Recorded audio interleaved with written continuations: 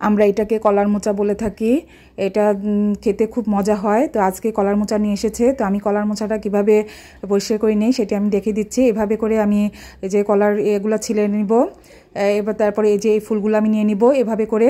ঠিক প্রত্যেকটা জায়গা থেকে আমি যেভাবে করে ফুলগুলো নিয়ে নিচ্ছি। এই যে পাতাগুলো আমি ফেলে দিয়ে তারপরে এই যে ফুলগুলো আমি নিয়ে নেই। এভাবে করে সবগুলো ফুল নিয়ে নিয়েছি।